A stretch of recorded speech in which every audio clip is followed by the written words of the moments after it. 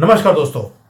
बिहार में इलेक्शन हो और गंद ना पड़े ऐसा हो नहीं सकता, क्योंकि यहाँ पर गुंडा राज लेके आने की कोशिश की जा रही है और हमारी कोशिश है कि गुंडा राज हमेशा बंद रहे। अब गुंडों की बात हो और गुंडों वाली बातें ना हो ऐसा हो नहीं सकता। तो गुंडागर्दी पूरी चरम सीमा के ऊपर है बिहार के अंदर। मैंने तो सुना है कि वहां पर इवन की हिंदू एरियाज में कुछ कॉकरोचों को भेजा गया है धमकी देने के लिए कि आप अगर वोटिंग करने गए तो टांगे तोड़ दी जाएंगी, लड़कियां उठा ली जाएंगी। बाकी आपको पता है इनकी लैंग्वेज क्या होती है। अब जो कुछ ग्राउंड पे हो रहा है वो ऐसा नहीं ग्राउंड पे हो रहा है, वो ऊपर से बुलवाया जा रहा है तो ग्राउंड पे वो ट्रांसफर हो रहा है।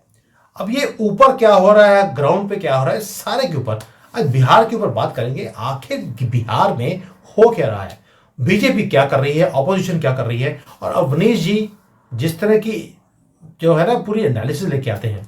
भी आपने सबने पसंद किया है। आपने कई बार बोला कि अवनीश जी के साथ इंडियन पॉलिटिक्स के ऊपर आप प्लीज उनको लेके आए, कि ये तो मैंने दोबारा से रिक्वेस्ट कर लिया और ये सुबह 8 बजे का टाइम है इंडिया में, और ये अभी चाय भी पिया रही है, आपके साथ वीडियो बना रहे हैं। So Avnish ji, thank you so much. Early morning आपने ये टाइम दिया मुझे for this very very important topic.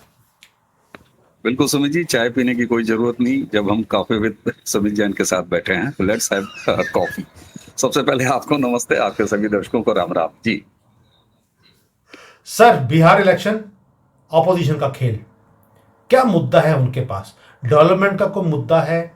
कैसे बिहार को वो गरीबी रेखा से ऊपर लेके जाएंगे, उसका कोई मुद्दा है? क्या डेवलपमेंट करने वाले हैं? कैसे वहां पर डी रेडिकलाइजेशन किया जाएगा? कुछ मुद्दा है या सिर्फ एक ही मुद्दा है कि मोदी को हटाओ, हमें ले आओ? बिल्कुल।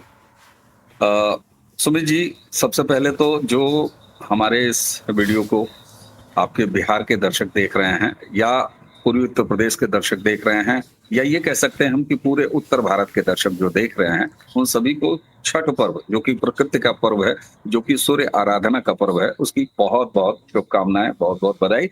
आज शाम को जो डूबते सूर्य की पूजा होगी और कल सुबह उगते हुए सूर्य की। आप देखिए सनातन की क्या शानदार और क्या खूबसूरत ये परंपरा है। सनातन कितना श्रेष्ठ है।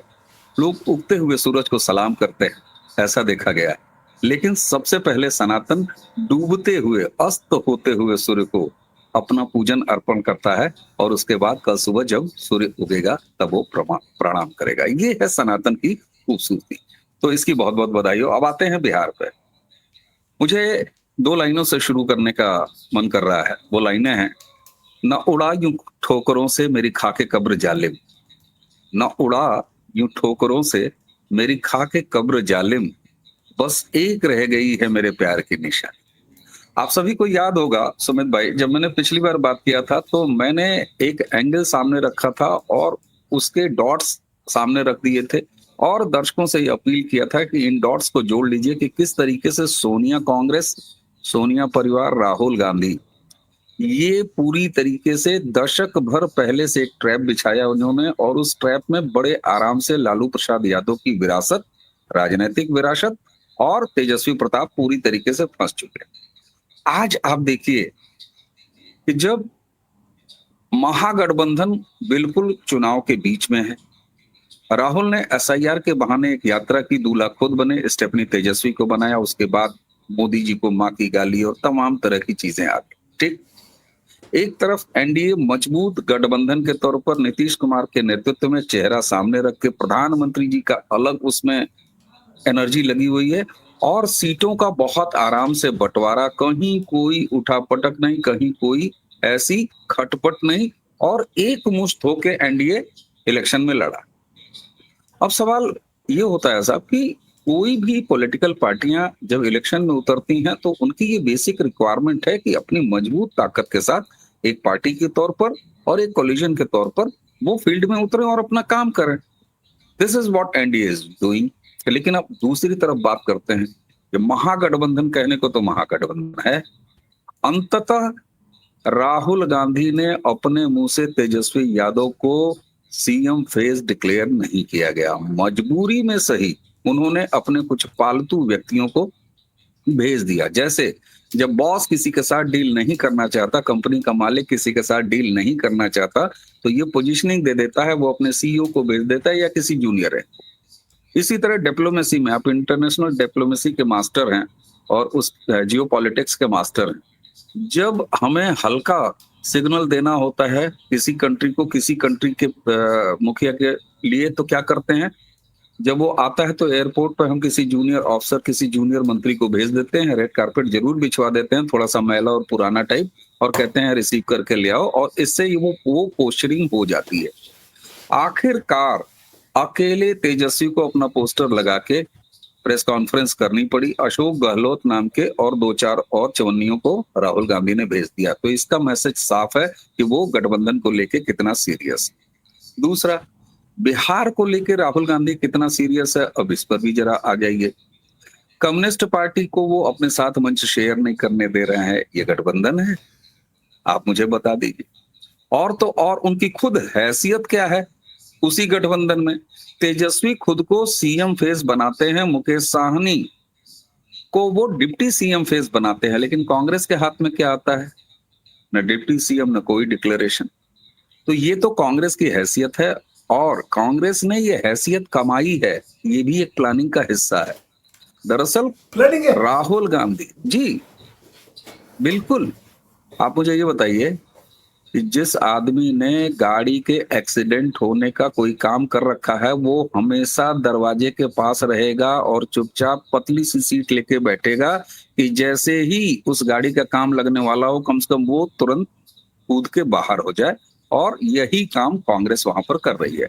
उसने कोई इंटरेस्ट ही नहीं दिखाया कि हमें डिप्टी सीएम बना दो या हमारा भी कोई फेस अनाउंस कर दो, कुछ नहीं, बिल्कुल नहीं।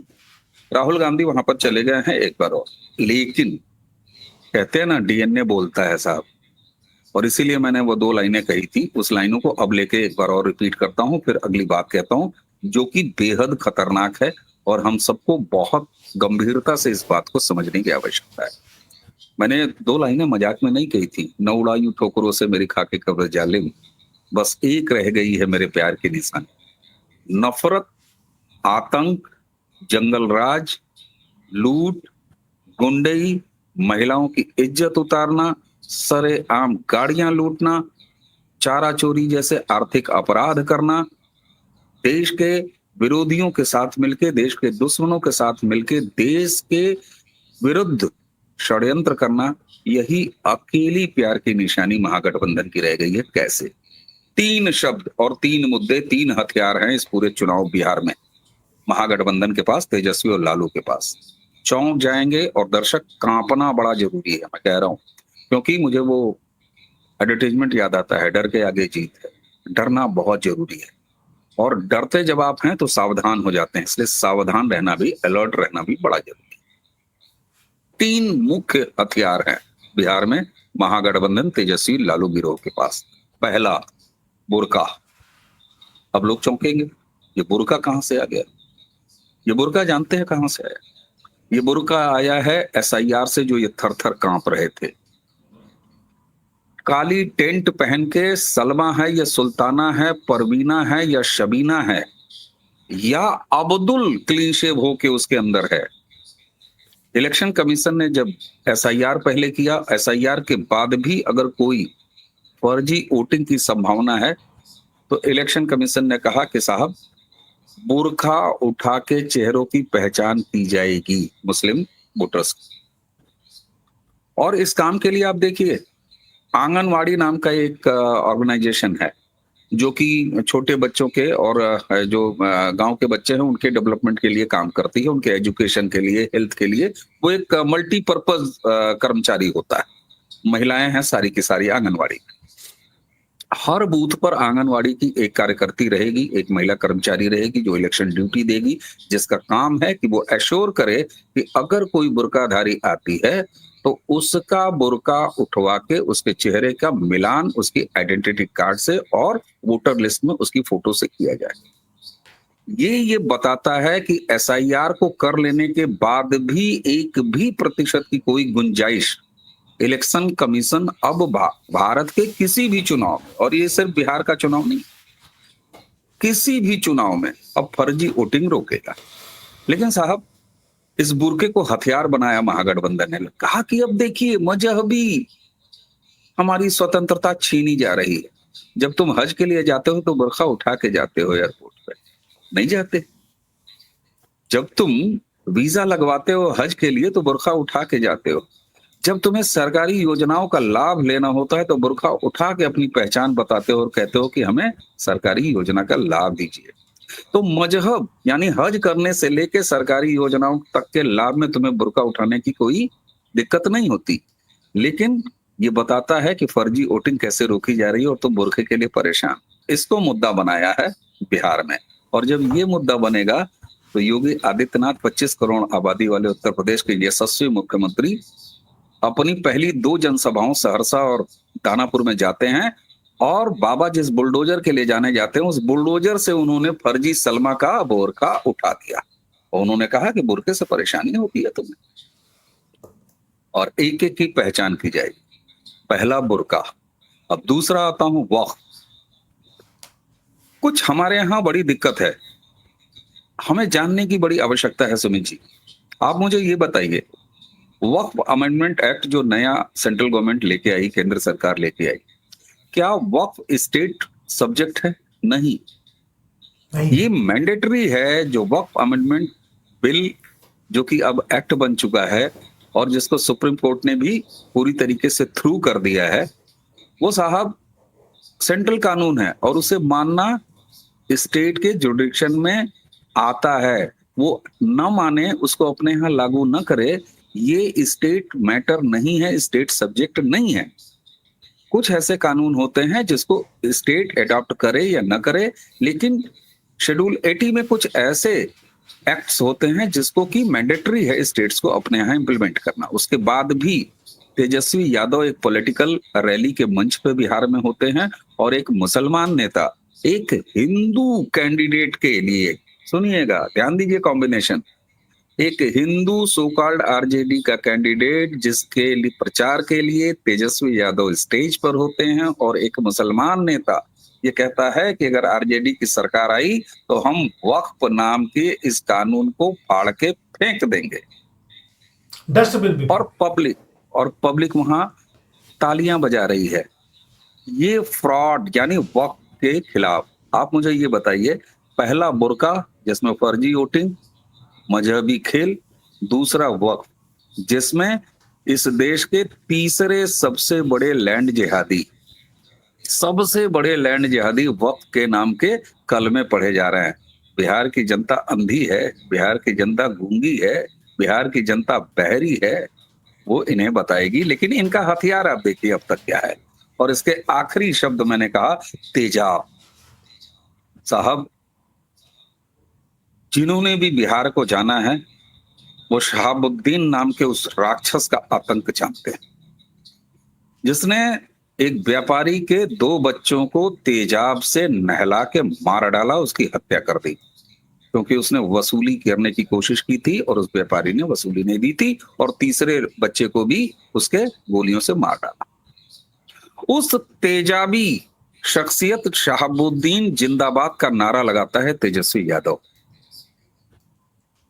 और उसकी पत्नी तक को टिकट नहीं दिया जब तक लालू प्रसाद यादव जैसा नकारात्मक और जहरीला आदमी भी सक्रिय था पॉलिटिकली। लेकिन जब औरंगजेब की तरह लालू प्रसाद की वसीयत पर कब्जा किया तेजस्वी ने, तो उस जहरीले तेजाबी शहाबुद्दीन के लड़के ओसामा को टिकट दिया गया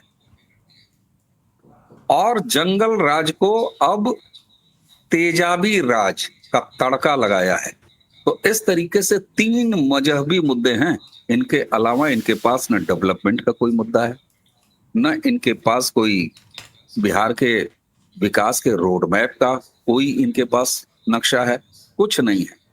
इनकी घोषणाएं आप देख लीजिए, 2.5 करोड़ परिवारों को ये नौकरी, कहां से लाओगे पैसा?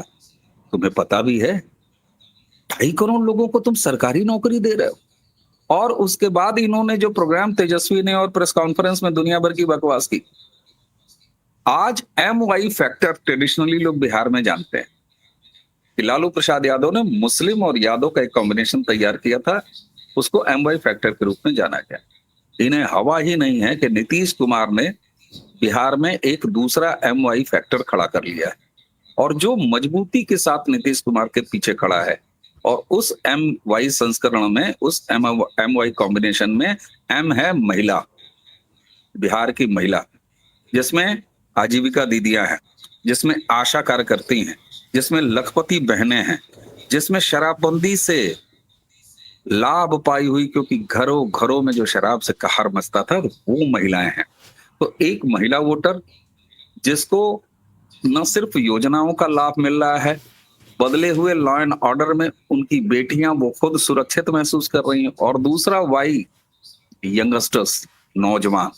कारण ये कि नरेंद्र मोदी और नीतीश कुमार का ये जो कॉम्बिनेशन है ना, ये डिलीवरी की पॉलिटिक्स करता है, डिलीवर करता है। अभी प्रधानमंत्री ने सहरसा और दो जगह पे समस्तीपुर में 2 मीटिंग्स की, अभी 2 ही मीटिंग हुई है प्रधानमंत्री की, इलेक्शन मोड वाली।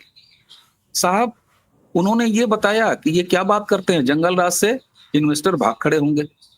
ये सब तो भाव के मुद्दे उन्होंने कहा, लेकिन 90% टाइम प्रधानमंत्री ने अपने उस पूरे भाषण में, मैं गिनूंगा तो 10 मिनट जाया चला जाएगा, दर्शक गूगल कर लें, उन्होंने एक एक काम का हिसाब दिया। और ये प्रधानमंत्री हैं जो कहते हैं भैया 4 साल राजनीति, 4 साल काम करूंगा, 1 साल पॉलिटिक्स करूंगा, और बिहार में वो पॉलिटिक्स कर रहा है। छठ का महापर्व है, महिलाओं को सुरक्षा। तो आप सोचिए, एक तरफ सरकार में रहते हुए ब्रांड मोदी का एक ब्रांड वैल्यू है, एक डिलीवर करने वाला राजनेता है, एक डिलीवर करने वाली पॉलिसी है, और दूसरा उसको नीतीश कुमार का कॉम्बिनेशन हासिल है। और दूसरी तरफ क्या है, एसआईआर के बहाने हवा करने के बाद वोट चोरी का चूरन भूल जाने वाला राहुल गांधी है। देश को तोड़ने और 26 टुकड़ों में बांटने की कल्पना करने वाला राहुल गांधी है। इस देश के दुश्मनों के साथ मिलकर देश में बांग्लादेश और नेपाल दोहराने की कल्पना वाला राहुल गांधी है। और उसका साथ कौन है, जो फर्जी वोटरों के जरिए बुरके पर नाचता है। उसके बाद एक केंद्र कानून जो कि लैंड जिहाद के खिलाफ है, कहता है वक्फ को फाड़ के फेंक देंगे, और शहाबुद्दीन के हत्यारे, शहाबुद्दीन के तेजाबी लड़के ओसामा को राजनीति में उतारता है। आप कल्पना कर लीजिए कि बिहार में जिस तरीके का माहौल अभी से आरजेडी के गुंडे बना रहे हैं, योगी आदित्यनाथ जो उत्तर प्रदेश में कहते हैं कि जिस गाड़ी पर सपा का झंडा उसके अंदर बैठा गुंडा, ये उत्तर प्रदेश के लिए है। और कोई समाजवादी पार्टी वाला बुरा ना माने, मैं मुख्यमंत्री योगी आदित्यनाथ को कोट कर रहा हूं, जाके अगर पूछना है तो उनसे पूछो, उनसे पूछने की हिम्मत नहीं है, पिछवाड़ा लाल कर दिया जाएगा। वही स्थिति आरजेडी की बिहार में है। आज ही वो कह रहे हैं कि अगर सरकार आई तो हम क्या करेंगे। एक से एक फूहड़ अश्लील गाने, इनके प्रत्याशियों का चुनाव आप देख लीजिए। उसके अलावा इनके साथ खूनी पॉलिटिक्स करने वाले लेफ्ट है, लेफ्ट अगर है तो कांग्रेस बाहर है, कांग्रेस अगर है तो आरजेडी बाहर है। और सबसे बड़ा भद्दा मजाक इस महागठबंधन ने किया है फ्रेंडली फाइट। आप मुझे ये बताइए, फ्रेंडली फाइट क्या होता है भाई? दोस्ती भी और लड़ाई भी। अबे पहले तय तो कर लो तुझे करना क्या है मेरे भाई।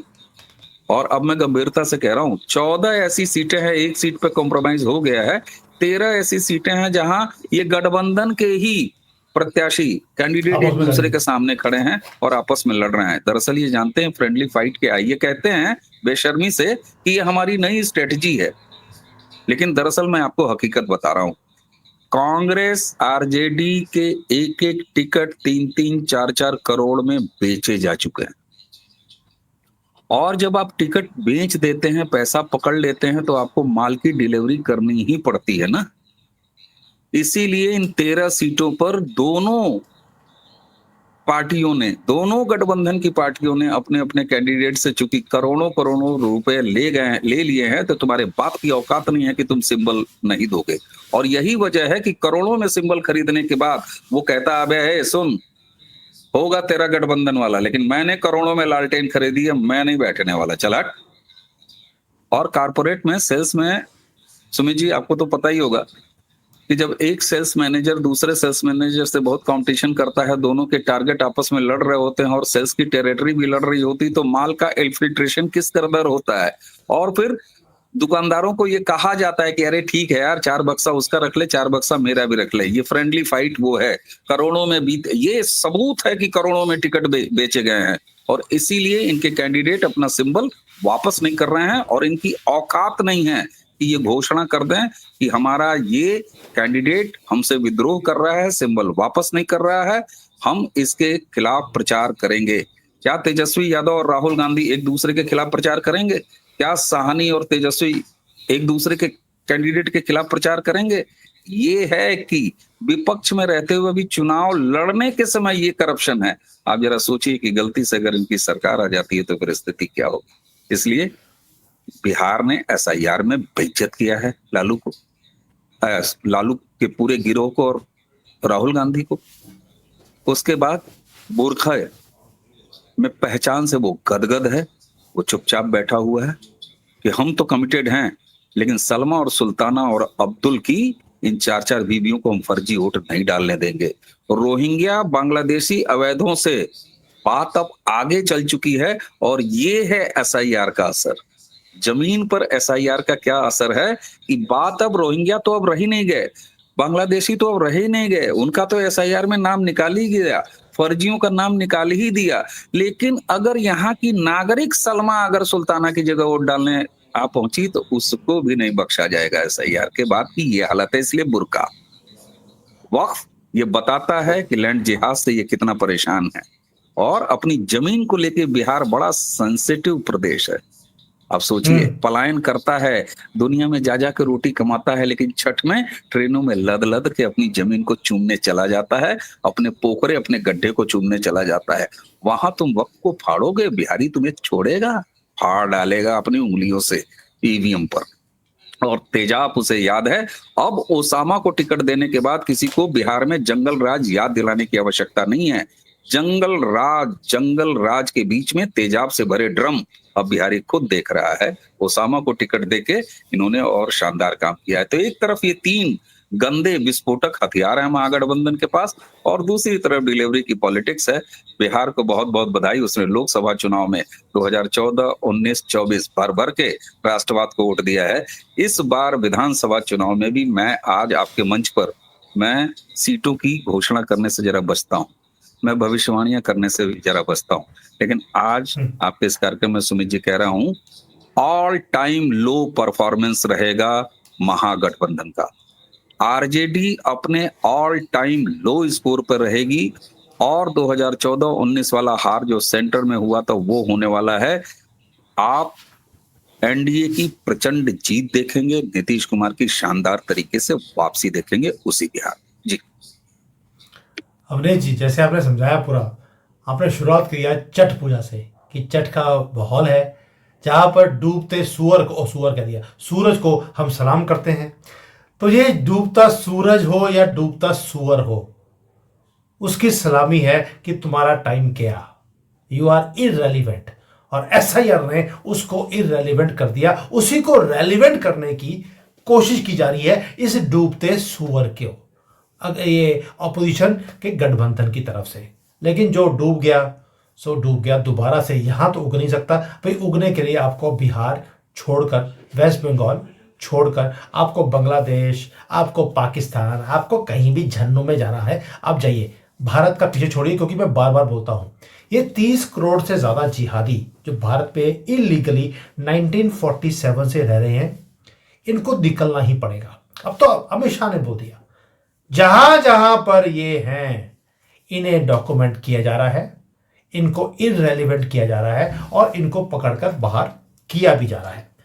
अब करोड़ जिहादियों को डॉक्यूमेंट कर चुके हैं, इनको पकड़ के बाहर निकालने की प्लानिंग कर चुके हैं। अब ये देखना है कि प्लानिंग इंप्लीमेंट कब होती है। But Bihar is very important, I understand that, for the safety of this country. क्योंकि अगर बिहार गया तो बिहारियों को समझना पड़ेगा, इसके बाद वेस्ट बंगाल और उसके बाद क्या कुछ ये करेंगे मुझे बताने की जरूरत नहीं है। ऑलरेडी आईएसआई और बांग्लादेश इकट्ठे होकर बिहार के अंदर कैसे गंद डालना है उसकी प्लानिंग कर चुके हैं। अभी तो यहाँ पर बहुत अटैक्स होने हैं, अभी तो बहुत लोग पकड़े गए हैं जो कि यहाँ पर आतंक का काम करने की कोशिश कर रहे थे, ताकि हिंदू को इतना डराया जाए कि बाहर वोट करने ही ना आए। यहां तक की प्लानिंग हुई है। तो अब बिहारियों के ऊपर है कैसे अपने स्टेट को बचाना है। भाई आपको अगर नहीं पता कैसे बचाना है तो हरियाणा को देख लीजिए। हरियाणा को जिताया इसलिए था, नहीं तो ये सारे खालिस्तानी मोदी जी के घर को घेर लेते। क्या आप वही काम आप भी करना चाहते हैं? ये आपके ऊपर है। Avnish ji, thank you so much for this wonderful insight today and I hope कि देश ये जो 3 इनके प्लानिंग्स हैं, बुर्का, तेजाब और वक्फ, इससे बच के रहेगा। मैं देश बोल रहा हूं, Bihar is the first ticket. Thank you, जय हिंद, वंदे मातरम। वंदे मातरम, प्रणाम, जय जय सिया राम। जय जय सिया राम।